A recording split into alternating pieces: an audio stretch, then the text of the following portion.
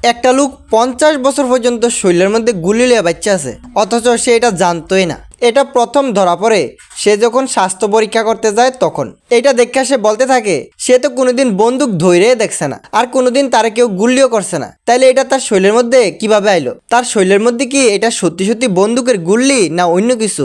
এটা জানার জন্য একজন এক্সপার্টকে ডাকা হয়। এক্সরের ওই নিশানটার উপরে একটা আসল বন্দুকের গুল্লি রাখে, আর দেখতেও এটা পুরাপুরি বন্দুকের গুল্লিটার মতনই দেখা যাচ্ছিল। এই সমস্ত কিছু দেখার পর তার একটা কথা মনে পড়ে। ছোটবেলা একদিন সে একটা পাহাড়ের মধ্যে ঘুরতে যায়, আর তখন সে একটা শব্দ শুনতে পায়, আর তার শরীরের মধ্যে কোনো কিছু একটা এসে লাগে। সে বেহুশ হয়ে যায়, আর চোখ খুললে দেখে সে একটা হসপিটালের মধ্যে আছে। ওই সময় কোনো কিছু ধরা পড়েনি, আর তার শরীরকে কোনোদিন এক্সরেও করাতে হয়নি। এই কথা শোনার পর এক্সপার্টটা ওই পাহাড়টাতে যায়। ওইখানে গিয়ে জানতে পারে 50 বছর আগে এখান থেকে 1.5 কিলোমিটার দূরে একটা মিলিটারি ট্রেনিং ক্যাম্প ছিল। হয়তোবা ওইখানে প্র্যাকটিস করার সময় ওইখান থেকে গুলি করার পর গুলিটা এসে এখানে তার গায়ে লাগে, আর গুলিটা এত দূর থেকে আসার কারণে এটার এফেক্টিভনেস কমে যায়। আর ভাগ্যবশত গুলিটা তার কোনো অর্গানসে না লাগায় তার কোনো রকম ক্ষতি হয়নি। তারপর তাকে অপারেশন করে তার শরীর থেকে গুলিটা বার করা হয়। সে এটাকে বক্সের মধ্যে ভরে স্মৃতিস্বরূপ রেখে দেয়। ভিডিওটা ভালো লাগলে চ্যানেলটাকে সাবস্ক্রাইব করুন।